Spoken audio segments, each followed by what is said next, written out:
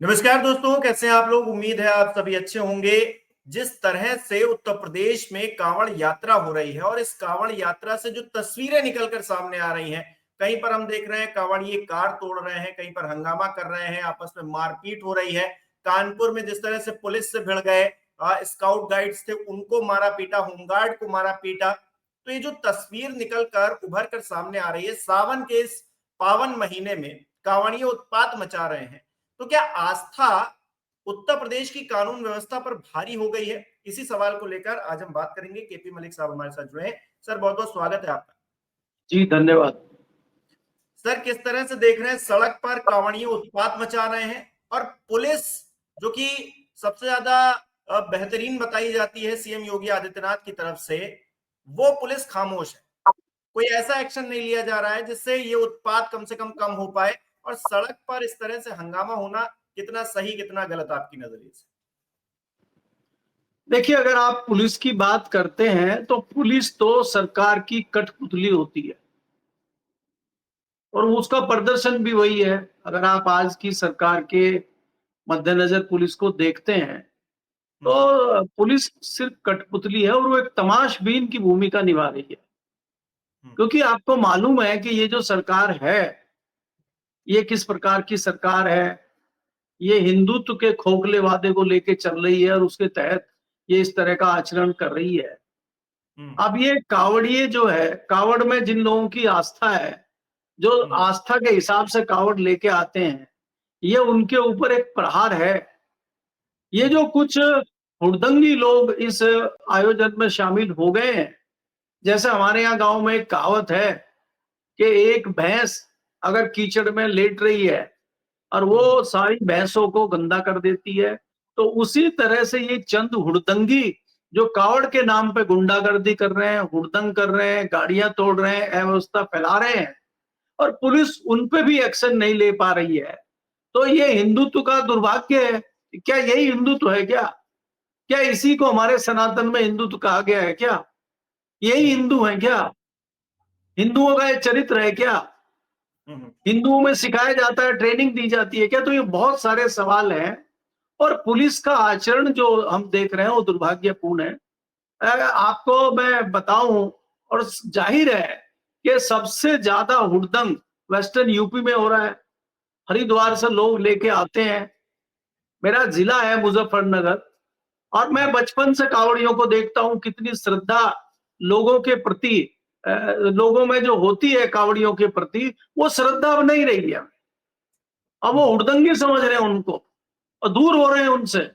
पहले उनकी सेवा करते थे कि भाई ये बहुत कष्ट का कार्य कर रहे हैं, बहुत कष्ट का कार्य कर रहे हैं, अपने इन्होंने संकल्प लिया है और वो संकल्प को पूरा करने के लिए ये कष्ट कर रहे हैं, तो हम थोड़ा सा इनका कष्ट कम कर दें तो हम भी शायद जो है पुण्य के भागी बन जाएं। तो इस वजह से कोई उनके पैर दबाता था, कोई उनके खाने का प्रबंध करता था, कोई उनके आराम करने की व्यवस्था करता था। आज ये परिस्थितियां बदल गई हैं और कावड़ के नाम पे कुछ लोग जो है हुड़दंग कर रहे हैं। अब एक तो ये पहलू हो गया। अगर इसका दूसरा पहलू देखें, सरकार कोई, अब सरकार तो आपकी स्कूलों को बंद कर रही है, पढ़ाई के नाम पे कुछ है नहीं, रोजगार के नाम पे कुछ है नहीं, भर्तियों में फ्रॉडबाजी चल रही है। तो ये जो एक है युवाओं का, ये क्या करें? इनको एक मौका मिल गया है ये 15 दिन का, इसमें मौज मस्ती करो, खूब खाने पीने को मिलेगा, पुलिस कुछ कहेगी नहीं, खूब हुड़दंगी करो। सब नशाखोरी कर रहे हैं। कावड़ के नाम पे इनको 15-20 दिन की छूट मिली हुई है। और हमारी जब स्थानीय लोगों से बात होती है इस एरिया में, चाहे वो मुजफ्फरनगर हो, शामली हो, रुड़की हो, मेरठ हो, तो उन स्थानीय लोगों का कहना यह है कि भैया इस दौरान अपराध कम हो जाते हैं, क्योंकि सारे ये उड़दंगी जो है, जो अपराधी टाइप के लोग हैं, वो भी इस काफिले में शामिल हो जाते हैं। कावड़ के नाम पर वो भी मजे कर रहे होते हैं 15 दिन। तो हम लोगों को शांति कम से कम हो जाती है गांव में। इस तरह की भी चर्चाएं। तो ये मुझे लगता है कि आप एक गलत रास्ते पे और एक गलत परंपरा सरकार भी डाल रही है। इस परंपरा को ठीक करना चाहिए और सनातन धर्म जो बदनाम हो रहा है कावड़ के नाम पे, उसको भी कहीं ना कहीं योगी जी को संज्ञान लेते हुए इसकी एक व्यवस्था करनी चाहिए। कोई भी हो, भले ही वो कितना बढ़िया कांवड़िया हो, अगर वो गलत कर रहा है, कानून अपने हाथ में ले रहा है, तत्काल उसको अरेस्ट किया जाए और उसके खिलाफ एक्शन लिया जाए। आपको किसने अधिकार दिया है किसी का ढाबा हम्म, तोड़ने का? आपको किसने अधिकार दिया किसी की गाड़ी तोड़ने का? हम्म, अगर कोई दुर्घटना हुई है, कोई गलत बात हुई है, तो उसका फैसला तो पुलिस करेगी, कोर्ट करेगी ना। तो आप पुलिस को इन्फॉर्म करिए, चप्पे चप्पे हम्म, पे पुलिस लगी है। योगी जी का कहना है कि लाखों की संख्या में पुलिस बल लगाया गया है, तो पुलिस बल कर क्या रहा है? खाली तमाशबीन है क्या वो पुलिस बल, या फूल बरसाने के लिए रखा गया है? तो इस तरह के बहुत सारे सवाल आम हम्म, जनमानस के मस्तिष्क में हैं, जिनका जवाब सरकार को देना हम्म, चाहिए, मुझे ऐसा लगता है। हम्म। अच्छा, जो सरकार के करीबी हैं, मंत्री हैं, जैसे स्वतंत्र देव सिंह की बात करें तो वो कह रहे हैं कि कांवड़ यात्रा आस्था, सेवा, अनुशासन, संकल्प का उत्सव है। लेकिन इस संकल्प के उत्सव में जो हुड़दंग हो रहा है, जो हंगामा हो रहा है, क्या ये सरकार को दिखाई नहीं दे रहा है, या फिर सरकार ने जानबूझकर आंखें बंद कर रखी हैं, प्रशासन ने जानबूझकर आंखें बंद कर रखी हैं, और अगर कोई एक्शन ले भी लेगा तो हो सकता है कल को उस पर एक्शन हो जाए, जो इन कांवड़ियों पर एक्शन लेगा, जो इन हुड़दंगियों पर एक्शन लेगा। देखिए, इसको आप जब आप आस्था की बात करते हैं, जो बात मैं आपको कह रहा हूं वही मंत्री जी कह रहे हैं। उनका कहना यह है कि भाई आस्था की बात है, सारी चीज है, एक्शन पे वो भी कहानियां बताने लगते हैं। बात यह है कि हो क्यों रहा है, नेता क्यों नहीं बोल रहे, मंत्री क्यों नहीं बोल रहे, प्रशासन क्यों नहीं एक्शन ले रहा है, इसका क्या कारण है?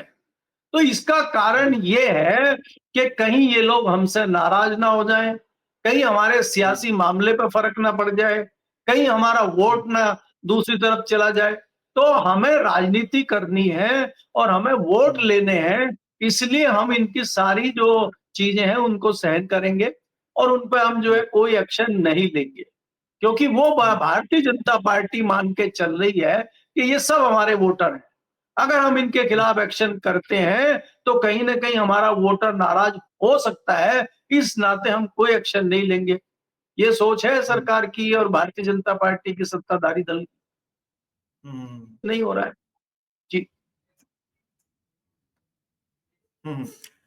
केपी मलिक जी, लेकिन मैं देख रहा हूँ सियासत दोनों तरफ से हो रही है। मतलब इस यात्रा को लेकर समाजवादी पार्टी के कुछ नेता हैं, उन्होंने इसे अंधविश्वास बताया, कांवड़ियों को आतंकी बताया। तो मतलब दोनों तरफ से हम देख रहे हैं, एक तरफ तो मतलब एक्सट्रीमिज्म हो रहा है, दोनों तरफ से हो रहा है। अब ये दोनों तरफ का जो एक्सट्रीमिज्म है, ये इस वक्त की मांग है, सियासी तौर पर दरकार है, या फिर ये समाज ही उस तरफ जा रहा है? मतलब हम वैसे ही हो गए, उसी तरीके से हो गए कि हमारा नजरिया ही उस तरह से हर चीज को देखने लगा है, समझने लगा। देखिए, सियासी तौर पर अगर आप देखेंगे तो हमने नजरिया इसलिए ऐसा बना लिया है कि जब हम सत्ता में होंगे तो सब काम ठीक होंगे, और जब हम विपक्ष में होंगे तो हम सत्ता की सब कार्यप्रणाली पर उंगली उठाएंगे। हाँ, क्योंकि हमें तो सियासत करनी है। अब जो विपक्षी दल है उनको भी राजनीति करनी है, और वो राजनीति के तहत एक दूसरे वर्ग को लुभाने के लिए इस तरह के बयान दे रहे हैं। इस तरह से कावड़ को आज वो कावड़ उनको जो है ढकोसला लगने लगी है, और यही कावड़ जब वो सत्ता में आएंगे उनका भी चरित्र यही रहेगा, वो भी हेलीकॉप्टर से फूलों की वर्षा करवाएंगे। अगर फूलों की वर्षा नहीं करवाएंगे तो वो इस पे कोई एक्शन भी नहीं लेंगे। तो ये खाली सत्ता के बाहर बैठ के हवाबाजी करना, कोई भाषण दे देना और राजनीति करना, ये तो इनका सियासी दलों का एक चरित्र बन गया है। कोई एक्शन नहीं है, कोई कुछ नहीं है। और जो मेरा एक जुमला है खास, कि चंद जाहिल इधर भी हैं और चंद जाहिल उधर भी हैं, और उनकी वजह से बड़े वर्ग को प्रभावित होना पड़ता है, तो यही बात है। तो भाई उधर भी तो उस टाइप के लोग हैं, उनको भी तो राजनीति करनी है, तो वो अपनी राजनीतिक रोटियां सेक रहे हैं। सत्ताधारी दल अपनी राजनीतिक रोटियां सेक रहा है। सबको 2027 का विधानसभा चुनाव दिखाई दे रहा है, तो वो चुनाव कैसे जीता जाए, कैसे कावड़ को एक हथियार बनाया जाए चुनाव जीतने का, वो राजनीति हो रही है। इनको कावड़ियों को पता थोड़ी है वो चीज है कि आपको बेचा जा रहा है या आपके नाम पे राजनीति हो रही है। अब अगर एक सवाल यहाँ पे जो प्रमुखता से उठा रहे हैं कुछ लोग, हम जैसे टिप्पणीकार उठा रहे हैं, कि क्या कावड़ लेने जाने वाले जो लोग हैं, ये 16, 17, 18, 20 साल के, 22 साल के, 25 साल के जो लोग हैं, तो मेरा मानना है ये एक बेरोजगारों की फौज है।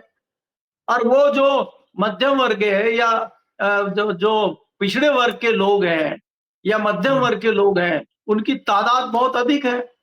क्या जो उच्च वर्ग के लोग हैं वो भी कावड़ में जा रहे हैं क्या? वो भी टाइम दे रहे हैं क्या? वो क्यों नहीं जा रहे? ये सवाल कोई नहीं पूछता है।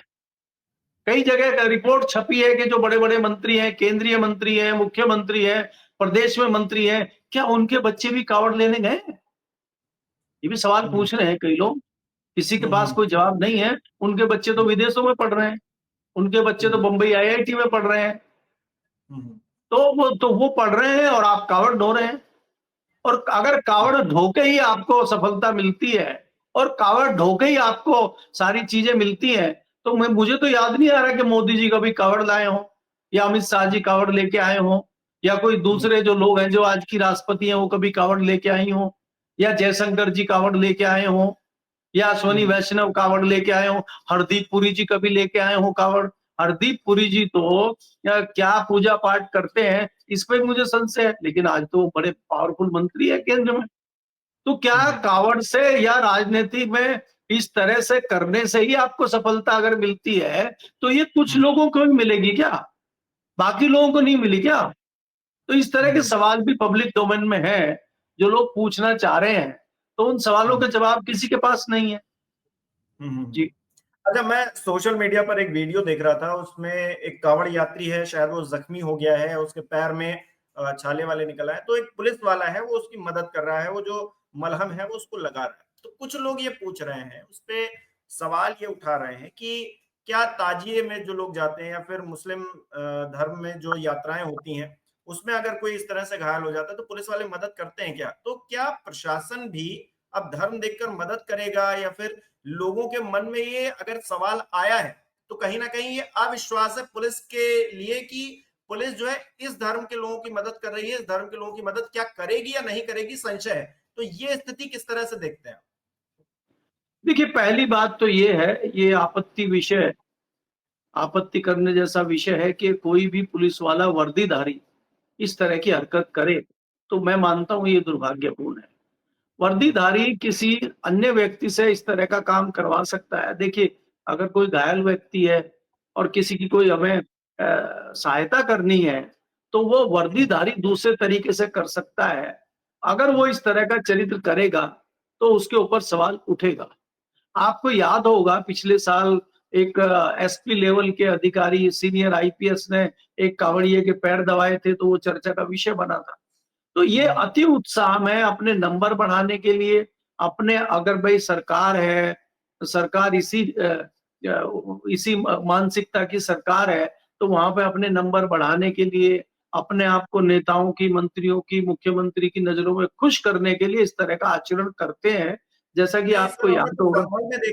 हमने तो संभल में देखा, सीओ है अनुज चौधरी, मतलब तब थे तो वो गदा लेकर चल रहे थे यात्रा में साथ साथ। तो अब जब इस तरह की चीजें खुले तौर पर हो रही है, वर्दी में एक धर्म को प्रचारित करने की कोशिश की जा रही है, जबकि धर्म निरपेक्ष होनी चाहिए चीजें। मतलब पुलिस तो कम से कम, जो व्यक्ति पुलिस की पोशाक में है वो तो कम से कम किसी पक्ष में खड़ा हुआ नहीं दिखना चाहिए, लेकिन ऐसा तो खुले तौर पर हो रहा है। मतलब ये कोई पहली बार तो हो नहीं रहा है।